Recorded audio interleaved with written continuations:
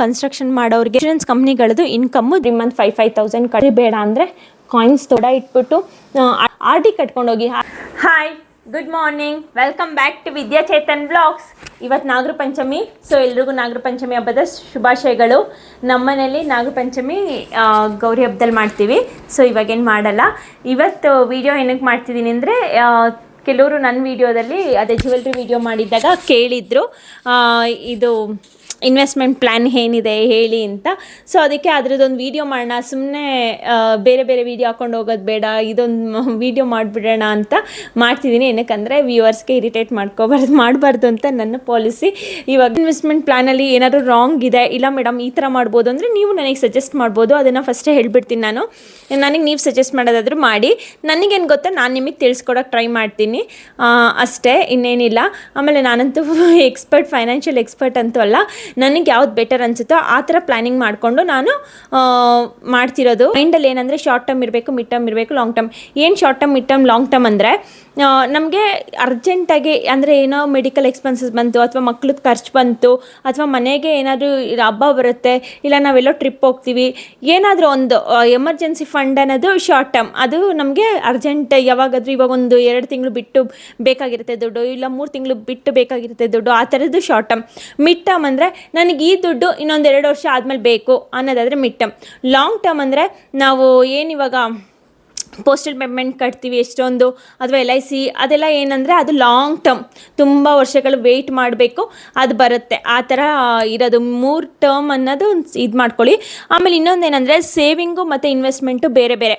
Saving ಬಂದುಬಿಟ್ಟು ನಾವು save ಮಾಡ್ಕೊಳ್ತೀವಿ ಅಮೌಂಟ್ನ, ಆದರೆ ಇನ್ವೆಸ್ಟ್ ಮಾಡಲ್ಲ. ಆ ಸೇವ್ನ ಏನಕ್ಕೆ ಮಾಡ್ಕೊಳ್ತೀವಿ ಅಂದರೆ, ಮೇ ಬಿ ನಾನು ಎಲ್ಲೋ ಅದೇ ಅವಾಗಲೇ ಹೇಳಿದ್ನಲ್ಲ ಶಾರ್ಟ್ ಟರ್ಮ್ ಥರ ಎಕ್ಸ್ಪೆಂಡಿಚರು, ಮನೆಗೆ ಎಕ್ಸ್ಪೆಂಡಿಚರು, ಅಥವಾ ಮಗುಗೆ ಬೇಕಾಗಿರುತ್ತೆ, ನೆಕ್ಸ್ಟ್ ಮಂತ್ ಏನೋ ಫೀಸ್ ಕಟ್ಟೋದಿರುತ್ತೆ, ಅಥವಾ ಏನಾದರೂ ಪರ್ಚೇಸ್ ಮಾಡೋದಿರುತ್ತೆ, ಬಟ್ಟೆ ಆ ಥರ, ಇಲ್ಲ ನಾವೇನೋ ಟ್ರಿಪ್ಗೆ ಹೋಗ್ತೀವಿ, ಇಲ್ಲ ಫೆಸ್ಟಿವಲ್ ಇದೆ, ಆ ಥರ ಏನಾದರೂ ಇದ್ದರೆ ಅದು ಸೇವಿಂಗ್. ಜಸ್ಟ್ ನಮ್ಮ ಅಕೌಂಟಲ್ಲಿ ಇಟ್ಕೊತೀವಿ, ಇಲ್ಲ ಕ್ಯಾಶ್ ಇಟ್ಕೋತೀವಿ, ಇವಾಗೇನೋ ಅರ್ಜೆಂಟಿಗೆ ಬೇಕು ಅನ್ನೋದು ಅದು ಸೇವಿಂಗ್. ಇನ್ವೆಸ್ಟ್ಮೆಂಟ್ ಅಂದರೆ, ಈ ಇನ್ವೆಸ್ಟ್ಮೆಂಟ್ ಅನ್ನೋದು ಅಸೆಟ್ನ ಕ್ರಿಯೇಟ್ ಮಾಡೋದಕ್ಕೆ. ಅಸೆಟ್ ಅಂದರೆ ನಮ್ಮ ಆಸ್ತಿಗಳು.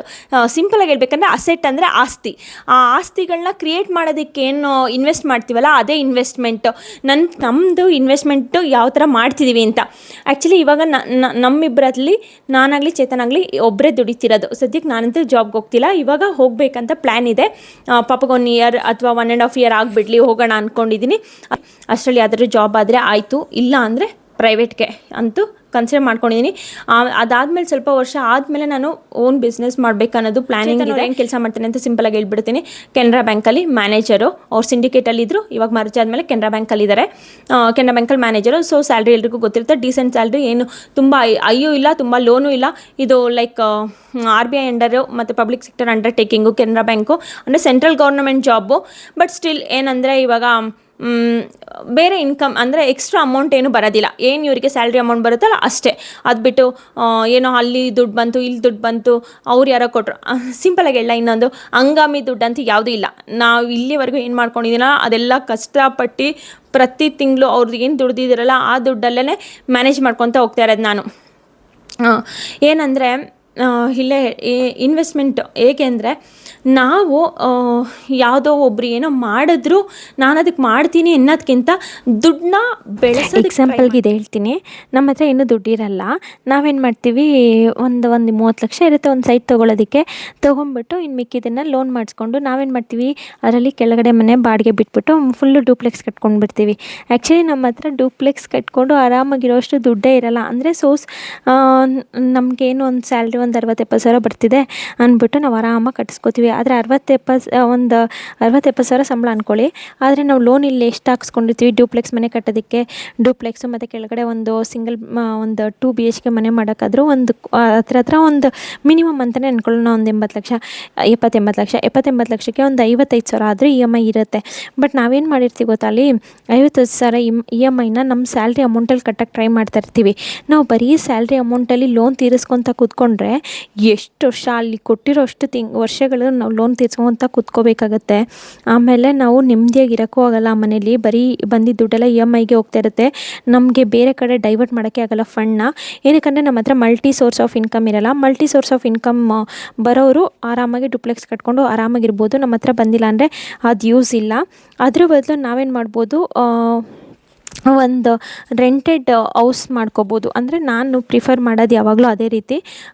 ರೆಂಟ್ ಬರೋ ಅಂಥ ಮನೆ ಮಾಡಿಕೊಂಡ್ರೆ ನಮಗೇನು ರೆಂಟ್ ಬರುತ್ತಲ್ಲ ಅದನ್ನ EMIಗೆ ಮ್ಯಾಚ್ ಮಾಡಬೇಕು. ಆವಾಗ ನಮಗೂ ಆರಾಮಾಗುತ್ತೆ, ನಮಗೂ ತಲೆನೋವಿರಲ್ಲ, ಅಷ್ಟು ಟೆನ್ಷನ್ನು ಇರಲ್ಲ. ಏನಕ್ಕಂದರೆ ನಮ್ಗೆ ಅದ್ರದ್ದು ಸಾಲನ ಅದೇ ದುಡ್ಕೊಂಡು ಅದೇ ತೀರಿಸ್ತಾ ಇರುತ್ತೆ. ಅದೇ ನಾವು ಕೈಯಿಂದ ಹಾಕಿ ತೀರ್ಸೋದಂಥದ್ದು ಏನೂ ಇರಲ್ಲ. ಇಲ್ಲ ಅದೇ ಬೇರೆ ಥರ ಆದರೆ ನಾವು ಕೈಯಿಂದ ಹಾಕಿ ತೀರಿಸ್ಬೇಕಾಗತ್ತೆ. ಆವಾಗ ಮನೇಲಿದ್ದರೂ ನೆಮ್ಮದಿಯಾಗಿಲ್ಲದೆ ಸುಮ್ಮನೆ ನಮ್ಮ ಮಧ್ಯೆನೇ ಜಗಳ ಆಗ್ತಾ ಇರುತ್ತೆ. ಏನಕ್ಕಂದರೆ ನಮ್ಮ ಹತ್ರ ಮಲ್ಟಿ ಸೋರ್ಸ್ ಆಫ್ ಇನ್ಕಮ್ ಇಲ್ಲ. ಯಾರ ಹತ್ರ ಬೇರೆ ಬೇರೆ ಸೋರ್ಸ್ ಆಫ್ ಇನ್ಕಮ್ ಇರೋರು ಬೇಕಾದ್ರೆ ಆರಾಮಾಗಿ ಡುಪ್ಲೆಕ್ಸ್ ಮನೆ ಮಾಡ್ಕೊಂಡು ಆ ಥರ ಇರ್ಬೋದು. ಇಲ್ಲ ಅಂದರೆ ನಮ್ಮಂಥ ಮಿಡಲ್ ಕ್ಲಾಸ್ ಅವ್ರು ನಮ್ಮ ಹತ್ರ ಅಷ್ಟು ಅಮೌಂಟ್ ಇಲ್ಲ ಅಂದರೆ ನಾವೇನು ಮಾಡಬೇಕಂದ್ರೆ ಒಂದು EMI ನಾವು ಎಷ್ಟು ಕೂರಿಸ್ಕೋತೀವೋ ಅಷ್ಟು ಬಾಡಿಗೆ ಬರೋ ಥರ ಮನೆ ಮಾಡಿಕೊಂಡ್ರೆ ಅದೇ ದುಡ್ಕೊಂಡು ಅದೇ EMI ಕಟ್ಕೊಳ್ಳುತ್ತೆ. ನಮಗೆ ಬಂದಿರೋ ಸ್ಯಾಲ್ರಿಲಿ ನಾವು ಕೈಯಿಂದ ಏನು ಹಾಕೋದಿರಲ್ಲ. ಏನಾದರೂ ಒಂಚೂರು ಕಮ್ಮಿ ಬಿದ್ದರೆ ಹಾಕ್ಬೋದು ಅಷ್ಟೇ. ಆಮೇಲೆ ನಾವು ಸೋರ್ಸ್ ಆಫ್ ಇನ್ಕಮ್ ನಮ್ಮ ಇನ್ಕಮ್ನ ಡೈವರ್ಟ್ ಮಾಡ್ಬೋದು ಬೇರೆ ಕಡೆ ಕಟ್ಟೋದಕ್ಕೆ. ಆಮೇಲೆ ನಮ್ಮ ಹತ್ರ ಬರೋ ಸಂಬಳನೇ ಉಳಿಸ್ಕೊತ ಹೋಗಿ ಬೇಗ ಲೋನ್ನ ತೀರಿಸ್ಕೊತ ಹೋಗ್ಬೋದು. ಇದು ನನ್ನ ಪ್ಲ್ಯಾನಿಂಗು. ಮನೆ ವಿಷಯಕ್ಕೆ ಬಂದರೆ ಹೀಗೆ ಬೇಗ ಸಾಲ ತೀರಿಸಿದ್ರೆ ಆ ಮನೆಯೂ ನಮ್ಮದೇ ಆಗುತ್ತೆ. ಆಮೇಲೆ ನಾವೇನು ಜಾಸ್ತಿ ಇನ್ವೆಸ್ಟ್ ಮಾಡೋ ರೀತಿಯೂ ಇರಲ್ಲ. ನಾನು ಯಾವಾಗಲೂ ಇದನ್ನ ನಂಬ್ತೀನಿ, ಕರೆಕ್ಟಾಗಿದೆ ಅಂತ ಅಂದ್ಕೊಳ್ತೀನಿ. ಏನಕ್ಕಂದರೆ ನಾವು ಸಾಲ ಮಾಡಿ ಮನೆ ಕಟ್ಬಿಟ್ಟು ಆರಾಮಾಗಿ ಇರ್ತೀವಿ ಅನ್ನೋದು ಸುಳ್ಳು.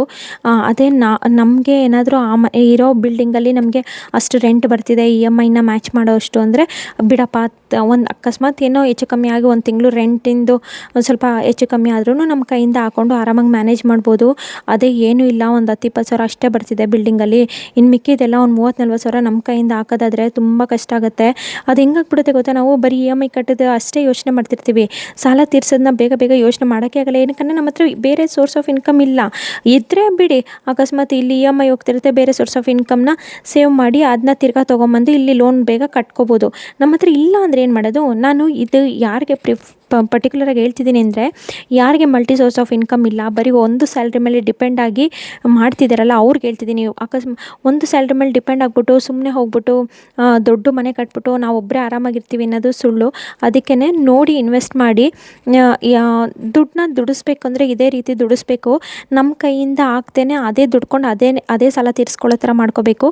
ಆಮೇಲೆ ಅದು ತೀರಿಸ್ಕೊತಾ ಇರುತ್ತೆ. ಆಮೇಲೆ ನಮಗೆ ಬಂದಿರೋ ಸ್ಯಾಲ್ರಿನ ನಾವು ಬೇಗ ಉಳಿಸ್ಕೊಂಡು ತೀರಿಸ್ಬಿಟ್ರೆ ಆರಾಮಾಗಿ ನಮಗೆ ಸಾಲ ತೀರೋಗುತ್ತೆ. ಆಮೇಲೆ ಅದರಿಂದನೇ ನಮ್ಗೆ ಇನ್ಕಮ್ ಜನ್ರೇಟ್ ಆಗುತ್ತೆ.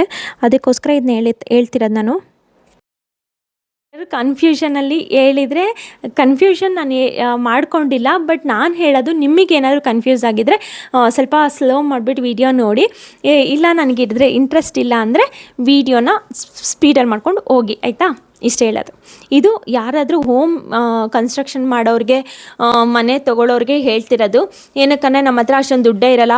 ಸುಮ್ಮನೆ ಯಾರೋ ಮನೆ ಕಟ್ಟಿದ್ರು ನಾನು ಮನೆ ಕಟ್ಟಬೇಕಂತ ಅಂದ್ಬಿಟ್ಟು ಡೂಪ್ಲೆಕ್ಸ್ ಮನೆ, ಟ್ರಿಪ್ಲೆಕ್ಸ್ ಮನೆ ಕಟ್ಟಿದ್ರೆ ಎಷ್ಟು ಪ್ರಾಬ್ಲಮ್ ಆಗುತ್ತೆ. ಅಂದರೆ ಪ್ರಾಬ್ಲಮ್ ಆಗಲ್ಲ, ನಮ್ಮ ಸಂಬಳ ಬರ್ತಾ ಇರುತ್ತೆ, ನಾವು ಕಟ್ಬೋದು, EMI ಎಲ್ಲ ಕ್ಲಿಯರ್ ಆಗುತ್ತೆ.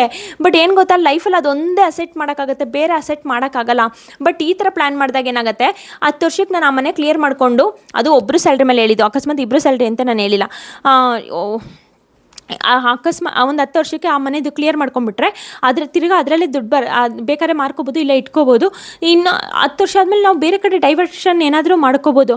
ಅದನ್ನ ಬಿಟ್ಬಿಟ್ಟು ನಾವೇ ಮನೆ ಕಟ್ಬಿಟ್ಟು ನಾನು ಒಂದು ಡೂಪ್ಲೆಕ್ಸ್ ಮನೇಲಿ ಇದ್ಬಿಟ್ಟು ಬರೀ ಒಂದು 10,000 20,000 ಅದರಲ್ಲಿ ರೆಂಟ್ ಬರ್ತಾ ಇರುತ್ತೆ, ನೋಡಿದ್ರೆ ಇಲ್ಲ 50,000 EMI ಕೂತಿರುತ್ತೆ ಅಂದರೆ ನನ್ನ ಸಂಬಳದ ದುಡ್ಡನ್ನ ಅಲ್ಲಿ ಹಾಕ್ಬಿಟ್ಟು ಕಟ್ತಾಯಿದ್ರೆ ನನಗೆ ಯಾವುದೇ ಥರ ಡೈವರ್ಟ್ ಮಾಡೋಕ್ಕೆ ಆಗೋದಿಲ್ಲ ಅಮೌಂಟ್ನ.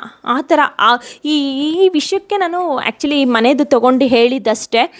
ಸೊ ಯಾರು ಏನಪ್ಪ ಇವಳು ಮನೇದು ಹೇಳ್ತಿದ್ದಾಳೆ ಅಂತ ತಿಳ್ಕೊಂಬೇಡಿ, ಮತ್ತೆ ಅದನ್ನೇ ಹೇಳ್ತೀನಿ. ಆಮೇಲೆ ಅದಾಯಿತು, ಮನೇದು ಇಟ್ಬಿಡೋಣ. ಯಾರು ಮನೆ ಕಟ್ತಾರಲ್ಲ ಅವ್ರಿಗೆ ನಾನು ಸ್ಪೆಸಿಫಿಕ್ಕಾಗಿ ಹೇಳಿದ್ದೀನಿ ಈ ವಿಷಯನ. ಅದು ಬಿಟ್ಟರೆ ಫಸ್ಟು ಎಲ್ಲರೂ ಏನು ಗೊತ್ತಾ, ನಿಮಗೆ ಈ ಎಮರ್ಜೆನ್ಸಿ ಫಂಡ್ ಅನ್ನೋದನ್ನ ಯಾವಾಗಲೂ ಇಟ್ಕೊಂಡಿರಿ. ಯಾವಾಗ ಯಾರಿಗೆ ಏನಾಗುತ್ತೆ ಅನ್ನೋದು ಗೊತ್ತಿಲ್ಲ.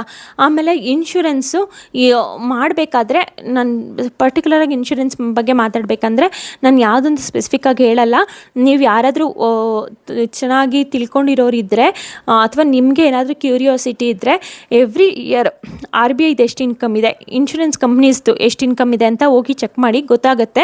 ಏನಕ್ಕಂದರೆ RBI ಇನ್ಕಮ್ಗಿಂತ ಇನ್ಶೂರೆನ್ಸ್ ಕಂಪ್ನಿಗಳದ್ದು ಇನ್ಕಮ್ಮು ಜಾಸ್ತಿ ಇದೆ. ನಾನು ಇಲ್ಲಿ ಯಾವುದು ಹೆಸರು ಹೇಳಲ್ಲ ಇನ್ಶೂರೆನ್ಸ್ ಕಂಪ್ನಿದು. ಯಾರು ಎಲ್ಲ most of the people like ನಾವು ಆಗಿರಲಿ ಎಲ್ಲರೂ ಆಗಿರಲಿ ಇಂಡಿಯಾದಲ್ಲಿ ಆ ಒಂದು ಇನ್ಶೂರೆನ್ಸ್ನ ಯಾವಾಗಲೂ ಇನ್ಶೂರೆನ್ಸ್ ಕಂಪ್ನಿನ ಎಲ್ಲರೂ ಫಾಲೋ ಮಾಡ್ತೀವಿ, ಕಟ್ತಿರ್ತೀವಿ. ಬಟ್ ಅವ್ರದ್ದು ಎವ್ರಿ ಇಯರ್ದು ಇನ್ಕಮ್ ಎಷ್ಟಿದೆ ಅಂತ ಹೋಗಿ ನೋಡಿ. ಆ ಇನ್ಕಮ್ ಎಲ್ಲಿಂದ ಬರುತ್ತೆ, ಅದು ಬೇರೆ ಎಲ್ಲೂ ಇಲ್ಲ. ಅವ್ರು ನಮ್ಮ ಅಮೌಂಟ್ ತೊಗೊಂಡು ಬೇರೆ ಇನ್ವೆಸ್ಟ್ ಮಾಡ್ಬೋದು, ಅದರಿಂದ ಇನ್ಕಮ್ ಬರ್ಬೋದು. ಬಟ್ ನಮ್ಮ ಅಮೌಂಟ್ನ ಸರಿಯಾಗಿ ತಿಂತಾ ಇದ್ದಾರೆ, ಅದಂತೂ ಗ್ಯಾರಂಟಿ. ನಾನೇ ನಮ್ಮ ಚೇತನ್ನು ಅವ್ರು ಇನ್ಶೂರೆನ್ಸ್ ಕಟ್ತಿದ್ರು. ನಾನು ರೀಸೆಂಟಾಗಿ ಲಾಸ್ಟ್ ಇಯರ್ ಕ್ಲೋಸ್ ಮಾಡಿಸ್ಬಿಟ್ಟೆ, ಬೇಡವೇ ಬೇಡ ಅಂತ. ಏನಕ್ಕಂದರೆ ಅದರಿಂದ ಏನು ಯೂಸ್ ಇಲ್ಲ ಅನ್ನಿಸ್ತು. 20 ವರ್ಷ ಕಟ್ಟಬೇಕಿತ್ತಂತೆ. 20 ವರ್ಷ ಕಟ್ಟಬೇಕಿತ್ತು. ವರ್ಷಕ್ಕೆ 15,000 ಎಷ್ಟೋ ಕಟ್ತಾಯಿದ್ರು ಇವರು. ನಾನು 20 ವರ್ಷಕ್ಕೆ ಅದನ್ನ ಕೂತ್ಕೊಂಡು ನೋಡಿದೆ. ಅದರಿಂದ ನನಗೇನು ರಿಟರ್ನ್ ಅನ್ನಿಸ್ಲಿಲ್ಲ. ಅದೇ 2,000 ಬೇರೆ ಕಡೆ ಹಾಕಿದ್ರೆ ಏನಕ್ಕಾದ್ರೂ ಯೂಸ್ ಆಗುತ್ತೆ. ಪರ್ ಮಂತ್ 2,000 ಬೇರೆ ಏನಕ್ಕಾದ್ರೂ ಹಾಕಿದ್ರೆ ಯೂಸ್ ಆಗುತ್ತೆ. ಇದೇನು ಬೇಡ ಅಂತ ಸ್ಟಾಪ್ ಮಾಡಿಸಿದೆ. ಆದರೆ ಇವ್ರದ್ದು ಇನ್ನೊಂದು ಇನ್ಶೂರೆನ್ಸ್ ಇದೆ, ಅದು SBIದು ಇನ್ಶೂರೆನ್ಸು. ಅದೇ ಏನಾದರೂ ಡೆತ್ ಇನ್ಶೂರೆನ್ಸು. ನಾನು ಬಾಯ್ಬಿಟ್ಟು ಹೇಳಿಬಿಡ್ತೀನಿ. ಡೆತ್ ಇನ್ಶೂರೆನ್ಸು ಏನಾದರೂ 60 ಇಯರ್ಸ್ ಒಳಗಡೆ ತೀರ್ಕೊಂಡ್ರೆ 1 crore ಅವ್ರ ಫ್ಯಾಮಿಲಿಗೆ ಬರೋ ಥರದ್ದು ಇನ್ಶೂರೆನ್ಸ್ ಇದೆ. ಇದು ಏನಿದು ಇನ್ಶೂರೆನ್ಸು, ಇದು ಸಪ್ರೇಟ್. ಕೆಲಸದ್ದು ಅವ್ರದ್ದೇ ಸಪ್ರೇಟ್ ಇನ್ಶೂರೆನ್ಸ್ ಇರುತ್ತೆ ಕೆಲಸದ ಒಳಗಡೆನೆ ಇವ್ರಿಗೆ. ಅದು ಬಿಟ್ಟು ಹೊರಗಡೆ ಇವ್ರು ಏನಾದರೂ ಇನ್ಶೂರೆನ್ಸ್ ಮಾಡಿಸಿದ್ದಾರೆ ಅಂದರೆ, ಒಂದು ನಮ್ದು ಇವಾಗ ಪರ್ಟಿಕ್ಯುಲರಾಗಿ ನಡೀತಿರೋದು ಅದೊಂದೇ ಇನ್ಶೂರೆನ್ಸ್. SBIದೊಂದು ಇನ್ಶೂರೆನ್ಸ್ ಮಾಡಿಸಿದ್ದಾರೆ. ಏನಾದರೂ ಇನ್ ಕೇಸ್ ಏನಾದರೂ ಆದರೆ 1 crore ಬರೋ ಥರ ಅದೊಂದು ಇನ್ಶೂರೆನ್ಸ್ ಇದೆ. ಬೇರೆ ಯಾವುದೂ ನಾವು ಕಟ್ತಿಲ್ಲ, ಯಾವುದೇ ಥರ ಇನ್ಶೂರೆನ್ಸ್ ಏನೂ ಕಟ್ತಿಲ್ಲ. ಏನಕ್ಕಂದ್ರೆ ಮೆಡಿಕಲ್ ಎಕ್ಸ್ಪೆನ್ಸಸ್ ಎಲ್ಲ ಬಂದು ನಂದು ಅವ್ರದ್ದೇ ಕವರ್ ಆಗ್ತಿದೆ. ನನಗೆ ಮತ್ತು ನಮ್ಮ ಪಾಪಗಿಬ್ರಿಗೂ ಕವರ್ ಆಗುತ್ತೆ. ಯಾವುದೇ ಥರ LICದು ಬೇಡ ಅಂತ ಹೇಳಿಬಿಟ್ಟು ನಿಲ್ಲಿಸಿದ್ದೀನಿ. ಏನಕ್ಕಂದರೆ ಅದರಿಂದ ನಾವು ಕಟ್ಟಿರೋ ಅಮೌಂಟ್ಗಿಂತ ಏನು ನಾವು ಅಷ್ಟು ವರ್ಷ ಕಟ್ಟಿರ್ತೀವಿ, ಅಷ್ಟು ಲಾಂಗ್ ಟೈಮ್ 20 ವರ್ಷ ಕಟ್ಟಿರ್ತೀವಿ, ಅದಕ್ಕೆ ರೇಟ್ ಆಫ್ ಇಂಟ್ರೆಸ್ಟು ಎಲ್ಲ ಕಡಿಮೆ. ಬಟ್ ಏನಂದರೆ ರಿಸ್ಕ್ ಇರಲ್ಲ, ಅದೊಂದು ಕಟ್ಬೋದು ನೀವು. ನಿಮಗೆ ಟೈಮ್ ಪೀರಿಯಡ್, ರಿಸ್ಕ್ ಫ್ಯಾಕ್ಟರ್ ಮತ್ತು ರಿಟರ್ನ್ ಈ ಮೂರನ್ನು ನೋಡಿಕೊಂಡು ನೀವು ಇನ್ವೆಸ್ಟ್ ಮಾಡ್ಕೋಬೋದು. ಎಷ್ಟು ವರ್ಷ ಹಾಕಿದ್ನ, ಇವಾಗ ಎಷ್ಟು ವರ್ಷ ಕಟ್ಟಿದ್ರೆ ಅದ್ರ ರಿಟರ್ನ್ ಎಷ್ಟಿದೆ ಮತ್ತು ರಿಸ್ಕ್ ಫ್ಯಾಕ್ಟರ್ ಏನಿದೆ ಅಂತ ನೋಡ್ಕೊಳ್ಳಿ. ಇವಾಗ ಪೋಸ್ಟಲ್ ಪೇಮೆಂಟ್ ಕಟ್ತೀವಿ, ಅದು ಬಿಟ್ಟರೆ ಇನ್ಶೂರೆನ್ಸ್ ಬಿಟ್ಟರೆ ನಾವು ಅದೇ SBIದು ಇನ್ಶೂರೆನ್ಸು ಎವ್ರಿ ಇಯರು 18,000 ಕಟ್ತೀವಿ ನಾವು. ಅಂದರೆ ಚೇತನ್ ಹೆಸರಲ್ಲಿ ಕಟ್ತಾರೆ, ಅದಕ್ಕೆ ನಾಮಿನಿ ಎಲ್ಲ ನಂದೇ ಇದೆ. ಆಮೇಲೆ ಅದು ಬಿಟ್ಟರೆ ಪೋಸ್ಟಲ್ ಪೇಮೆಂಟ್ ಕಟ್ತೀವಿ, ಎವ್ರಿ ಮಂತ್ 5,000 ಕಟ್ತಿದ್ದೀವಿ. ಅದು 20 ಇಯರ್ಸ್ ಸಮಥಿಂಗ್ ಎಷ್ಟೋ ವರ್ಷ ಇದೆ. ಇವರು 2021 ಏನೋ ಸ್ಟಾರ್ಟ್ ಮಾಡಿದ್ದಾರೆ. 2040ಗೆ ಕ್ಲೋಸ್ ಆಗುತ್ತೆ ಅದು. ಅದೆಷ್ಟೋ ಬರುತ್ತೆ ನನಗೆ ಗೊತ್ತಿಲ್ಲ ಅದು ಕರೆಕ್ಟಾಗೆ. ಬಟ್ ಪೋಸ್ಟಲ್ ಪೇಮೆಂಟ್ ಏನು ಕಟ್ತಿದ್ದೀವಿ ಅಂದರೆ, ಇವಾಗ ನಿಮಗೆ ಗೊತ್ತಿರುತ್ತೆ ಯಾರ್ಯಾರು ಟ್ಯಾಕ್ಸ್ ಕಟ್ತಿದ್ದೀರಾ ಅವ್ರಿಗೆ ಟ್ಯಾಕ್ಸ್ ನಾವು ಡೈವರ್ಟ್ ಮಾಡಬೇಕು ಅಂದರೆ ಈ ಥರ ಏನಾದರೂ ಗೌರ್ಮೆಂಟ್ ಸ್ಕೀಮ್ಸಲ್ಲಿ ನಾವು ಇನ್ವೆಸ್ಟ್ ಮಾಡ್ತಾ ಹೋಗಬೇಕು. ಮತ್ತು postal payment is A good investment. Especially for ಮಕ್ಕಳು ಎಜುಕೇಷನ್ಗೆ ಏನಕ್ಕಾದರೂ ಹಾಕ್ತೀವಿ ಅಂದರೆ ಅದೇನು ಜಾಸ್ತಿ ಅಮೌಂಟ್ ನಾವು ಹಾಕಲ್ಲ, ಬರೀ 5,000 ಕಟ್ಟೋದ್ರಿಂದ ನಾವು ಆರಾಮಾಗಿ ಕಟ್ಕೊಂಡು ಹೋಗ್ಬೋದು. ಒಂದು 20 ವರ್ಷ ಆದಮೇಲೆ ಸಿಗುತ್ತೆ ಅಂದರೆ ನಮ್ಮ ಪಾಪು ಇವಾಗ 2040ಗೆ ಅವ್ರದ್ದು ಕೊಡ್ತಾರೆ ಅಮೌಂಟು. ಅಷ್ಟೊತ್ತು ನಮ್ಮ ಪಾಪು ಒಂದು ಇವಾಗ ಎಷ್ಟು 2026 ಇರೋದ್ರಿಂದ ಒಂದು 15 ವರ್ಷ ಅವ್ನಿಗೆ ಆಲ್ಮೋಸ್ಟ್ ಒಂದು ಕಾಲೇಜ್ಗೆ ಹೋಗೋಷ್ಟರಲ್ಲಿ ನಮಗೆ ಒಂದು ಒಳ್ಳೆ ಅಮೌಂಟ್ ಅಂತ ಬರುತ್ತೆ. ಆ ಒಳ್ಳೆ ಅಮೌಂಟ್ ಅಂದರೂ ಕಮ್ಮಿ ಅಂದರೂ ಒಂದು 20 ಲಕ್ಷ ಏನೋ ಇರಬೇಕು. ಅದು ಪೋಸ್ಟಲ್ ಪೇಮೆಂಟ್ದು 5,000 ಕಟ್ತಿದ್ದೀವಲ್ಲ ಅದು. ಸೊ ಅದ್ರದ್ದು ಬರೋದ್ರಿಂದ ಇವನಿಗೆ ಕಾಲೇಜ್ಗೆ ಏನಕ್ಕಾದ್ರೂ ಹೆಲ್ಪ್ ಆಗುತ್ತೆ, ನಮ್ಗೆ ಹೈಯರ್ ಸ್ಟಡೀಸ್ಗೆ ಆ ಥರ ಏನಾದರೂ ಕಟ್ಟೋದಕ್ಕೆ ಅದೊಂದು ಕಟ್ತಿದ್ದೀವಿ. ಪೋಸ್ಟಲ್ ಪೇಮೆಂಟು ಮತ್ತು SBIದು ಇನ್ಶೂರೆನ್ಸು ಎವ್ರಿ ಇಯರ್ ಕಟ್ಟೋದದು. ಅದು ಬಿಟ್ಟರೆ ಮ್ಯೂಚುವಲ್ ಫಂಡ್ ಕಟ್ತಾರೆ ಎವ್ರಿ ಮಂತು. 2 ಕಟ್ತಿದ್ರು ಮ್ಯೂಚುವಲ್ ಫಂಡು. ನಾನು ಅದರಲ್ಲೂ ಒಂದನ್ನು ಕ್ಲೋಸ್ ಮಾಡಿಸ್ಬಿಟ್ಟು ಇವಾಗ ಒಂದೇ ಒಂದು ಕಟ್ತಿದ್ದಾರೆ, ಅದು 2,000 ಅಷ್ಟೇ. ಅದು ಸ್ಮಾಲ್ ಅಮೌಂಟ್ ಕಟ್ತಿದ್ದೀವಿ. ಏನಕ್ಕಂದರೆ SIP ಮತ್ತು SIP ಮ್ಯೂಚುವಲ್ ಫಂಡ್ ಎರಡು ಒಂದೇ. SIP ಏನಂದರೆ ಅದು ಲಾಂಗ್ ಟರ್ಮ್ಗೆ ಬಿಡಬೇಕು ನಾವು. ನಮಗೆ ಬೇಕಾದಾಗ ದುಡ್ಡು ಎತ್ಕೋತಾ ಇದ್ದರೆ ಅದರಿಂದ ನಮಗೇನು ಅಡ್ವಾಂಟೇಜ್ ಆಗೋಲ್ಲ. ನಮ್ದು ಅದೇ ಥರ ಪ್ರಾಬ್ಲಮ್ ಆಯಿತು. ನಾವು 2 ಸತಿ ದುಡ್ಡು ಎತ್ತಿದ್ವಿ. ಒಂದು ಅವ್ರ ತಂಗಿ ಮದುವೆಲಿ ಎತ್ಕೊಂಡ್ರು, ಮತ್ತು ಇನ್ನೊಂದು ಸತಿ ಇವ್ರ ಮದುವೆ ಟೈಮಲ್ಲಿ ಎತ್ಕೊಂಡ್ರು. ಅವರು, ನಮ್ಗೆ ಅವಾಗ ನಮಗೆ ಲಾಸೇ ಆಗೋದು. ಏನಕ್ಕಂದರೆ ನಾವು ಜಾಸ್ತಿ ರಿಟರ್ನ್ ಸಿಗಲ್ಲ ನಮಗೆ. ಏನಕ್ಕಂದರೆ ಈ ಮ್ಯೂಚುವಲ್ ಫಂಡ್ ಎಲ್ಲ ಮಾರ್ಕೆಟ್ ಲಿಂಕ್ಡು. ಮ್ಯೂಚುವಲ್ ಫಂಡ್ ಅನ್ನೋದು ಎವ್ರಿ ಮಂತ್ ಇಷ್ಟಿಷ್ಟು ಅಂತ ಕಟ್ತಾ ಹೋಗ್ತೀವಿ. ಆದರೆ ಅದ್ರದ್ದು ಏನಂದರೆ ಅದು ಯಾವಾಗಲೂ ಇಂಟ್ರೆಸ್ಟ್, ಮಾರ್ಕೆಟು ಚೆನ್ನಾಗಿ ಓಡಿಸಿದೆ ಅಂದರೆ ನಮಗೂ ಇಂಟ್ರೆಸ್ಟು ಚೆನ್ನಾಗಿ ರಿಟರ್ನ್ ಬರುತ್ತೆ. ಮಾರ್ಕೆಟು ಡೌನ್ ಫಾಲ್ ಆಗಿದ ತಕ್ಷಣ ಕಡಿಮೆ, ನಮ್ದು ಇನ್ಕಮ್ ಏನಿರುತ್ತಲ್ಲ ಅದು ಕಡಿಮೆ ಆಗಿಬಿಡುತ್ತೆ ರಿಟರ್ನು. ಆದರೆ ಏನಂದರೆ ನಾವು ಜಾಸ್ತಿ ವರ್ಷ ಬಿಟ್ಟಾಗ ಒಂದು ಆ್ಯಾವ್ರೇಜಲ್ಲಿ ನಮಗೆ ಅಮೌಂಟ್ ಸಿಗುತ್ತೆ ಮತ್ತು ಒಳ್ಳೆ ಅಮೌಂಟ್ ಕೂಡ ಬರುತ್ತೆ. ತುಂಬ ವರ್ಷ ಬಿಡಬೇಕು ಅದನ್ನ. ನಾವು ಅದಕ್ಕೇ ಏನಂದರೆ ನಮ್ಗೆ ಅಷ್ಟೊಂದು ವರ್ಷ ಬಿಡೋದಕ್ಕೂ ನನಗೆ ತಾಳ್ಮೆನೂ ಇಲ್ಲ ಮತ್ತು ಅಷ್ಟೊಂದು ವರ್ಷ ನಮಗೆ ಕಾಯೋಷ್ಟು ಅಮೌಂಟು ಇಲ್ಲ. ಅದಕ್ಕೇ ಒಂದು ಚಿಕ್ಕ ಅಮೌಂಟು, ಜಸ್ಟ್ ಒಂದು 2,000 ಹಾಕ್ತಾ ಹೋಗ್ತಿದ್ದೀವಿ ಅಷ್ಟೇ SIPಗೆ. ಅದು ಬಿಟ್ಟರೆ ಗೋಲ್ಡಿಗೆ ಬಂದು ನಾನು 2 ಚೀಟಿ ಕಟ್ತಾಯಿದ್ದೀನಿ. ಒಂದು 3,000 ಅಂದರೆ ಟೋಟಲಾಗಿ 6,000 ಕಟ್ತಾಯಿದ್ದೀನಿ. ಅದು ಸ್ಕೀಮ್ ಹೆಂಗೆ ಕಟ್ತಾ ಇರೋದು, ಗೋಲ್ಡ್ ಸ್ಕೀಮ್ ಅಂದರೆ ನಾನು ಜಸ್ಟ್ ಅಮೌಂಟ್ನ ಅಕ್ಯುಮುಲೇಟ್ ಮಾಡೋ ಥರ ಕಟ್ತಿಲ್ಲ. ಇವಾಗ ಆಲ್ಮೋಸ್ಟ್ ಎಲ್ಲ ಗೋಲ್ಡ್ ಜ್ಯುವೆಲ್ರಿ ಶಾಪಲ್ಲೂ ಸ್ಕೀಮ್ಸ್ ಮಾಡಿದ್ದಾರೆ. ಅದು ಸ್ಕೀಮ್ಸಲ್ಲಿ ಎಲ್ಲ ಥರನೂ ಇದೆ. ಒಂದು ಅಮೌಂಟ್ ಅಕ್ಯುಮುಲೇಟ್ ಆಗೋದು, ಇಲ್ಲ ಒಂದು ಗೋಲ್ಡ್ ಅಕ್ಯುಮುಲೇಟ್ ಆಗೋದು. ಗೋಲ್ಡ್ ಅಕ್ಯುಮುಲೇಟ್ ಆಗೋದು ಯಾವ ರೀತಿ ಅಂದರೆ, ಇವಾಗ ನಾನು ಈ ತಿಂಗಳು 3,000 ಕಟ್ಟಿದ್ದೀನಿ. ಆ 3,000ಕ್ಕೆ ಇವತ್ತು ನಮಗೆ ಒಂದು 13,000 ಗೋಲ್ಡ್ ಪ್ರೈಸ್ ಇತ್ತು ಅಂದ್ಕೊಳ್ಳಿ. ನಾನು ಇವಾಗ 3,000 ಕಟ್ಟಿದ್ದೀನಿ ಅಂದರೆ ಇವತ್ತಿನ ದಿನಕ್ಕೆ ಪ್ರೆಸೆಂಟೇ 13,000 ಇತ್ತು, ನಾನು ಇವತ್ತೇ 3,000 ಕಟ್ಟಿದ್ದೀನಿ ಅಂದರೆ 13,000 ಗೋಲ್ಡ್ ಇದ್ದರೆ 13,000ಕ್ಕೆ 1 ಗ್ರಾಮ್ ಗೋಲ್ಡ್ ಅಂದ್ಕೊಳ್ಳಿ. ಈ 3,000ಕ್ಕೆ ಎಷ್ಟು ಗ್ರಾಮ್ ಬರುತ್ತೆ, 0.2 ಸಮಥಿಂಗ್ ಏನೋ ಬರುತ್ತೆ. ಅಷ್ಟು ಗ್ರಾಮ್ನ ನಮಗೆ ಅಂದರೆ ಸಪ್ರೇಟಾಗಿ ಎತ್ತಿಡ್ತಾ ಹೋಗ್ತಾರೆ. ಅಂದರೆ ಆ ಥರ ಎತ್ತಿಡ್ತಾರೆ ಅಂದರೆ ಫಿಸಿಕಲಿ ಅವ್ರು ಎತ್ತಿಡಲ್ಲ, ಬಟ್ ಅವ್ರಿಗೆ ಸಿಸ್ಟಮಲ್ಲಿ ಇದಾಗುತ್ತೆ ಆ ಥರ. ನಮಗೆ ಇವಾಗ ಒಂದು ಗೋಲ್ಡ್ ತೊಗೊಬೇಕು. ಇನ್ನೊಂದು ನನಗೇನು ಕಾರ್ಡ್ ಮುಗಿಯೋಕ್ಕೆ ಬಂದಿದೆ, ಅದನ್ನ ನೆನ್ನೆ ಹೋಗಿ ತೊಗೊಂಡು ಬಂದಿದ್ದೀನಿ. ಬಟ್ ಅದ್ರ ನೆಕ್ಸ್ಟ್ ವೀಡಿಯೋ ಹಾಕ್ತೀನಿ. ಏನಂದರೆ ನನಗೆ 1 ಇಯರ್ದು ನಾನು ಆವಾಗ ಯಾವಾಗ ಸ್ಟಾರ್ಟ್ ಮಾಡಿದ್ದೆ ಅಂದರೆ ಇದನ್ನ 2025 ಜುಲೈ ಮಂತಲ್ಲಿ ಸ್ಟಾರ್ಟ್ ಮಾಡಿದ್ದು. ಹೋದ ವರ್ಷ ಜುಲೈ ಮಂತಲ್ಲಿ ಸ್ಟಾರ್ಟ್ ಮಾಡಿದ್ದೆ. 3,000 ಕಟ್ತಾಯಿದ್ದೆ. ಏನಂದರೆ ಆವಾಗ ನಾನು ಜುಲೈ ಮಂತಲ್ಲಿ ಸ್ಟಾರ್ಟ್ ಮಾಡಿದಾಗ 9,700 ರೂಪಾಯಿನೋ ಇತ್ತು. ಆವಾಗ ಜಾಸ್ತಿ ಅಮೌಂಟ್, ಸ್ವಲ್ಪ ಗೋಲ್ಡ್ 3,000 ಕಟ್ಟಿದ್ನಲ್ಲ, ಸ್ವಲ್ಪ ಜಾಸ್ತಿ ಅಕ್ಯುಮುಲೇಟ್ ಆಯಿತು. ಆಮೇಲೆ ಗೋಲ್ಡ್ ಯಾವಾಗ ಇನ್ಕ್ರೀಸ್ ಆಯಿತು ಜಾಸ್ತಿ ಅಕ್ಯುಮುಲೇಟ್ ಆಗಲಿಲ್ಲ. ಒಟ್ಟು ನನಗೆ ಟೋಟಲಾಗಿ ಒಂದು 2 ಗ್ರಾಮ್ 783 ಮಿಲಿ ಅಂದರೆ 2.25 ಗ್ರಾಮ್ ಅಷ್ಟು ಅಕ್ಯುಮುಲೇಟ್ ಆಗಿತ್ತು. ಎಷ್ಟಕ್ಕೆ ನಾನು 11 ತಿಂಗಳು ಕಟ್ಟಿದ್ದು 33,000ಕ್ಕೆ 2.25 ಗ್ರಾಮ್ ಏನೋ ಅಕ್ಯುಮುಲೇಟ್ ಆಯಿತು ನನಗೆ. ಅದಕ್ಕೆ no wastage, no making, only GST ಕಟ್ಟಬೇಕಿತ್ತು. ಅಷ್ಟು ಕಟ್ಬಿಟ್ಟು ನಾನು ದೇವ್ರಿಗೆ ತಾಲಿ ತೊಗೊಂಡು ಬಂದಿದ್ದೀನಿ. ಈ ಥರ ಅಂದರೆ ಗೋಲ್ಡ್ ಅಕ್ಯುಮುಲೇಟ್ ಆಗೋ ಸ್ಕೀಮ್ನ ಕಟ್ಟಿ, ಅದು ಎಲ್ರಿಗೂ ಅಡ್ವಾಂಟೇಜು. ದುಡ್ಡು ಅಕ್ಯುಮುಲೇಟ್ ಆಗೋದನ್ನ ಕಟ್ಟಬೇಡಿ, ಏನಕ್ಕಂದರೆ ಅದು ವೇಸ್ಟು. ನಾವು ಫಸ್ಟೆಲ್ಲ ದುಡ್ಡೇ ಕಟ್ತಾಯಿದ್ದೆ, ಅದು ಸುಮ್ಮನೆ ನಮಗೆ ವೇಸ್ಟು. ಏನಕ್ಕಂದರೆ ನಾವು ಇವತ್ತು 3,000 ಕಟ್ಟಿರ್ತೀನಿ ಅಂದ್ಕೊಳ್ಳಿ, ಇವತ್ತು 13,000 ಇದೆ ಗೋಲ್ಡು, ನನಗೆ ಅವಾಗ ಇಷ್ಟು 0.2 ಏನೋ ಅಕ್ಯುಮುಲೇಟ್ ಆಗುತ್ತೆ. ನಾನು ನೆಕ್ಸ್ಟ್ ಅದೇ ನಾನು ಬರೀ ದುಡ್ಡು ಕಟ್ಟಿದರೆ ಒಂದು ವರ್ಷಕ್ಕೆ ಎಷ್ಟಾಯಿತು, 2,000 ಅಂದ್ಕೊಳ್ಳಿ, 3,000 ಅಂದ್ಕೊಳ್ಳಿ. 11 ತಿಂಗಳಿಗೆ 33,000 ಆಯಿತು. ಆ 33,000 ತೊಗೊಂಡು ಅವತ್ತು ಹೋಗಿ ನಾವು ಗೋಲ್ಡ್ ತೊಗೊಳಕ್ಕೆ ಹೋದರೆ ಬರೀ 2 ಗ್ರಾಮ್ ಬರುತ್ತೆ. 2 ಗ್ರಾಮ್ 33,000ಕ್ಕೆ 1.25 ಗ್ರಾಮ್ ಆ ಥರ ಏನಾದರೂ ಬರುತ್ತೆ. ಆಗಿನ ಟೈಮ್ಗೆ ಒಂದು ವರ್ಷ ಆದಮೇಲೆ ಅದೇ ರೇಟ್ ಇರುತ್ತೆ, ಅದಕ್ಕಿಂತ ಜಾಸ್ತಿ ಆಗಿರುತ್ತೆ. ಸೊ ದುಡ್ಡು ಅಕ್ಯುಮುಲೇಟ್ ಮಾಡೋದ್ರಿಂದ ಏನೂ ಅಡ್ವಾಂಟೇಜ್ ಇಲ್ಲ. ಎಲ್ರಿಗೂ ಅಷ್ಟೇ ಕೇಳಿ, ನೀವು ಯಾವುದನ್ನ ಗೋಲ್ಡ್ ಸ್ಕೀಮ್ ಹಾಕಬೇಕಾದ್ರೆ, ಸರ್ ನನಗೆ ದುಡ್ಡು ಆಗೋದು ಬೇಡ ಸರ್, ಒಂದು ವರ್ಷದ್ದು ಇಷ್ಟು ದುಡ್ಡಾಗುತ್ತೆ, ನಾವೊಂದು ತಿಂಗಳು ದುಡ್ಡು ಹಾಕ್ಕೊಡ್ತೀವಿ ಅಂತಿರಲ್ಲ, ಅದು ಬೇಡ. ನಿಮ್ಮ ಹತ್ರ ಯಾವ್ದಾದ್ರು ಸ್ಕೀಮ್ ಇದೆಯಾ ಸರ್, ಪ್ರತಿ ತಿಂಗಳು ಇಷ್ಟಿಷ್ಟು ನಾವು ಕಟ್ಟೋ ಅಮೌಂಟ್ಗೆ ಇಷ್ಟಿಷ್ಟು ಗೋಲ್ಡು ಸಪ್ರೇಟ್ ಎತ್ತಿಡೋ ಥರ ಸ್ಕೀಮ್ ಇದೆಯಾ ಸರ್ ಅಂತ ಕೇಳಿ. ಅಕಸ್ಮಾತ್ ಎಲ್ಲ ಕಡೆ ಇವಾಗ ಆಲ್ಮೋಸ್ಟ್ ಇರುತ್ತೆ. ಈ ಭೀಮಾ ಜ್ಯುವೆಲ್ಲರ್ಸಲ್ಲಂತೂ ಎಲ್ಲರೂ ಆಲ್ಮೋಸ್ಟ್ ಅದೇ ಥರ ಕಟ್ತಿದ್ದಾರೆ. ಭೀಮಾದಲ್ಲಿ ನನಗೆ ಗೊತ್ತಿರಂಗೆ ಭೀಮಾ ಅಷ್ಟೇ, ಬೇರೆ ಎಲ್ಲೂ ನಾನು ಕಟ್ಟೋದಿಲ್ಲ. ನನಗೆ ಗೊತ್ತಿಲ್ಲ, ನಾನು ಜಸ್ಟ್ ವಿಶ್ವಾಸಲ್ಲಿ ಕಟ್ತೀನಿ. ಏನಕ್ಕಂದರೆ ವಿಶ್ವಾಸಲ್ಲಿ ಯಾಕೆ ಕಟ್ತೀನಿ ಅಂದರೆ, ಇದು ತುಮಕೂರಲ್ಲೇ ಇರೋದು, ಮತ್ತು ನಾವು ತುಂಬ ವರ್ಷದಿಂದ ಇಲ್ಲೇ ತೊಗೊಳ್ತಾ ಇರೋದು. ಆಮೇಲೆ ನನಗೆ ಆನ್ಲೈನಲ್ಲಿ ಕಟ್ಟೋದ್ರಿಂದ ಏನೂ ನಂಗೆ ಪ್ರಾಬ್ಲಮ್ ಇಲ್ಲ. ನಾನು ಅಲ್ಲೇ ಹೋಗಿ ಕಟ್ಟಬೇಕು ಆ ಥರ ಏನಿಲ್ಲ. ನಾನು ಯಾವಾಗ ಡಿಡಕ್ಟ್ ಮಾಡಿಸ್ಬೇಕು ಅಂದಾಗ ಮಾತ್ರ ನಾನು ಹೋಗ್ತೀನಿ, ಇಲ್ಲಾಂದರೆ ಮಧ್ಯೆ ಯಾವಾಗ ಜ್ಯುವೆಲ್ಲರ್ಸ್ ತೊಗೊಳಕ್ಕೆ ಹೋಗ್ತೀನಲ್ಲ ಆವಾಗ ಹೋಗಿ ಎಂಟ್ರಿ ಮಾಡಿಸ್ಕೊತೀನಿ. ಇಲ್ಲಾಂದರೆ ಎಂಟ್ರಿನೇ ಮಾಡಿಸಲ್ಲ ನಾನು, ಫುಲ್ಲು ಮೊಬೈಲಲ್ಲೇ ಇರುತ್ತೆ. ಈ ಥರ ಗೋಲ್ಡ್ ಸ್ಕೀಮು ನೀವು ಏನು ಗೊತ್ತಾ, ಅಮೌಂಟ್ ನಿಮ್ಮ ಹತ್ರ ನನ್ನ ಹತ್ರ ಬರೀ ಅಲ್ಲ ಅಕ್ಕ, ನನ್ನ ಹತ್ರ ಬರೀ ನೀವು ದೊಡ್ಡವ್ರಿಗೆ ಮಾತ್ರ ಹೇಳ್ತೀರಾ, ನಮ್ಮಂಥ ಚಿಕ್ಕದವ್ರಿಗೆ ಹೇಳಲ್ವಲ್ಲ ಅಂತ ಅಂದ್ಕೊಳಕ್ಕೆ ಹೋಗಬೇಡಿ. ನಿಮ್ಮ ಹತ್ರ 10,000ನೇ ಸಂಬಳ ಬರಲಪ್ಪ, 10,000 ಸಂಬಳ ಬಂದ್ರೂ ಏನಾದರೂ ಒಂದು ಸ್ವಲ್ಪ ಆದರೂ ಉಳ್ಸೋಕ್ಕೆ ಟ್ರೈ ಮಾಡಿ. ಉಳಿಸ್ಬೋದು, ಮನ್ಸು ಮಾಡಿದ್ರೆ ಏನು ಬೇಕಾದ್ರೂ ಉಳಿಸ್ಬೋದು. ಹೆಣ್ಮಕ್ಳಂತೂ ಎಸ್ಪೆಷಲಿ. ಗಂಡು ಮಕ್ಕಳು ಪಾಪ, ಗಂಡು ಮಕ್ಕಳಿಗೆ ಅವ್ರ ಮೆಂಟಾಲಿಟಿ, ಅವ್ರ ಥಿಂಕಿಂಗೇ ಪಾಪ ಬೇರೆ ಥರ ಇರುತ್ತೆ. ಬಟ್ ಹೆಣ್ಮಕ್ಳು ಕೈಲಿರುತ್ತೆ ಸಂಸಾರನ ನೀಗಿಸ್ಕೊಂಡು ಹೋಗೋದು. ಇವಾಗ ನಾನೇ ಆಗಲಿ, ನಾನು ಮುಂಚೆ ಈ ಥರದ್ದು ಇರಲಿಲ್ಲ. ನಾನು ಮದುವೆ ಆದಮೇಲೆ ನಾನು ತುಂಬ ಚೇಂಜ್ ಆಗಿದ್ದೀನಿ. ಮದುವೆ ಆದಮೇಲೆ ಬರೀ ನನ್ನ ತಲೆಯಲ್ಲಿ ಓಡೋದು ಇನ್ವೆಸ್ಟ್ ಮಾಡಬೇಕು, ಏನಾದರೂ ಅಸೆಟ್ ಮಾಡ್ಕೋಬೇಕು. ನಾನೇನು ಹೇಳ್ತೀನಿ ಅಂದರೆ, ಹೆಣ್ಮಕ್ಳಿಗೆ ನೀವು ಮನ್ಸು ಮಾಡಿ ಸೇವ್ ಮಾಡಲೇಬೋದು, ಯಾಕೆ ಮಾಡೋಕ್ಕಾಗಲ್ಲ. ಇವಾಗ ಹಂಗಂತ ನಾನು ಎಂಜಾಯ್ ಮಾಡಲ್ವಾ, ಮಾಡ್ತೀನಿ. ಎಲ್ಲೂ ಟ್ರಿಪ್ ಹೋಗಲ್ವಾ, ಹೋಗ್ತೀವಿ.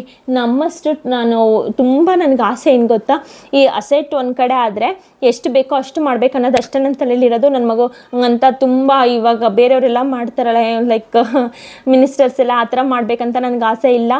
ಏನಕ್ಕಂದರೆ ಎಷ್ಟು ಬೇಕೋ ಅಷ್ಟೇ ಮಾಡಬೇಕು, ಇನ್ನು ಮಿಕ್ಕಿದ್ನ ಲೈಫ್ ಎಂಜಾಯ್ ಮಾಡಬೇಕಂತ ನನ್ನ ತಲೆಯಲ್ಲಿರೋದು. Life enjoy in the sense ಸುತ್ತಬೇಕು.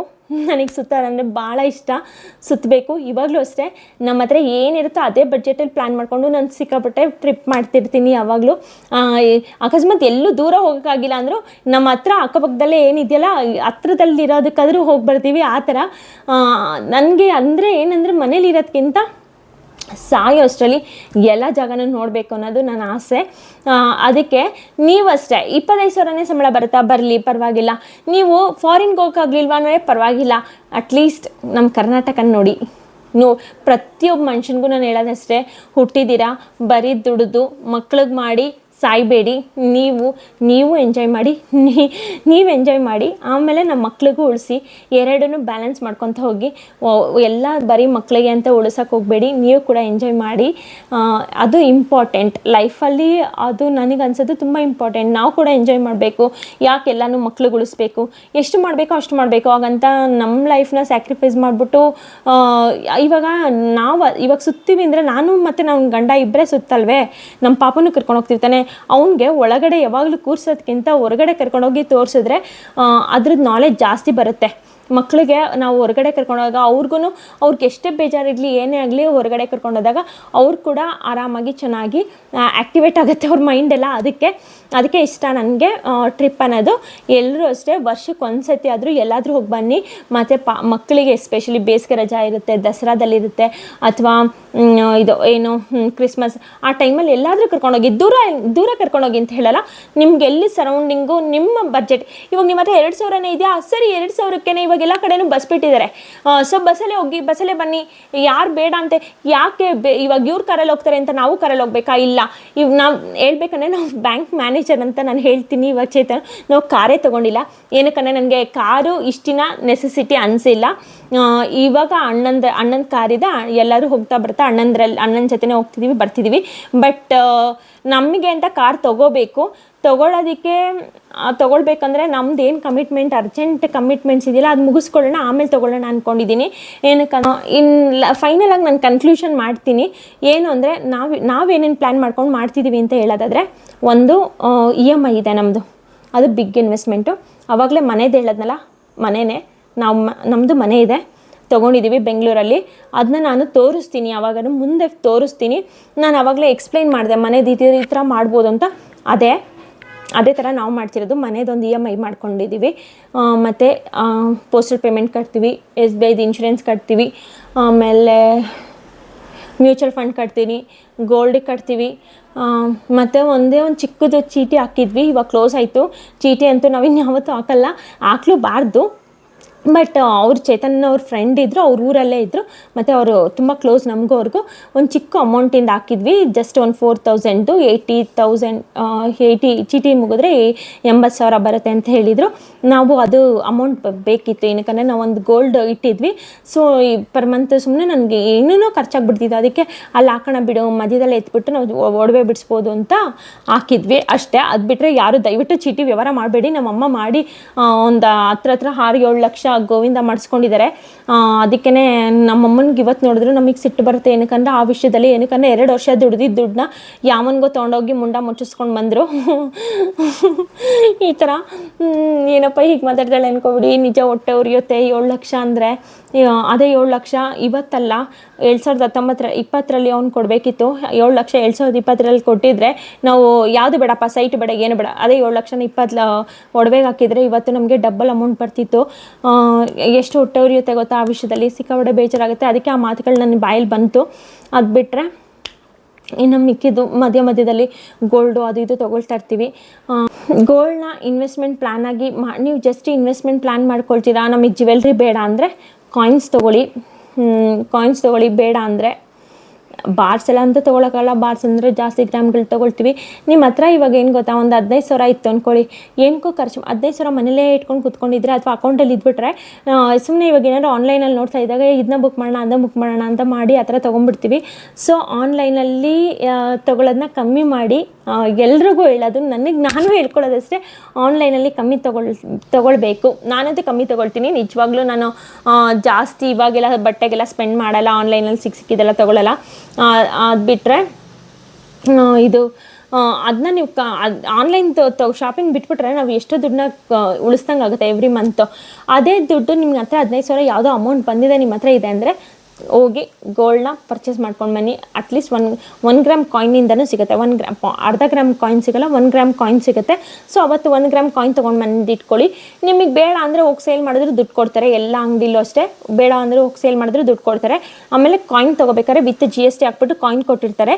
ನೀವು ಅದೇ ಶಾಪ್ಗೆ ಹೋಗಿ ಏನಾದರೂ ಜ್ಯುವೆಲ್ರಿ ಮಾಡಿಸ್ಕೋಬೇಕಾದ್ರೆ ನಿಮ್ಮ ಹತ್ರ 10 ಗ್ರಾಮ್ ಕಾಯಿನ್ ತೊಗೊಂಬಂದು ಇಟ್ಕೊಂಡಿದ್ರಿ ಅನ್ಕೊಳ್ಳಿ. ಅದನ್ನ ತೊಗೊಂಡೋಗಿ ನೀವು ಜ್ಯುವೆಲ್ರಿ ಮಾಡಿಸ್ಕೋತಿದ್ದೀರಾ ಅಂದರೆ ಅದಕ್ಕೆ ಮತ್ತೆ GST ಹಾಕಲ್ಲ. ಏನಕ್ಕಂದರೆ ನಾವು ಆಲ್ರೆಡಿ 10 ಗ್ರಾಮ್ ಕಾಯಿನ್ ತೊಗೋಬೇಕಾದ್ರೆ GST ಕೊಟ್ಟು ತೊಗೊಂಡಿರ್ತೀವಿ. ಸೊ ಮತ್ತೆ GST ಕಟ್ಟೋ ಅವಶ್ಯಕತೆ ಇರಲ್ಲ.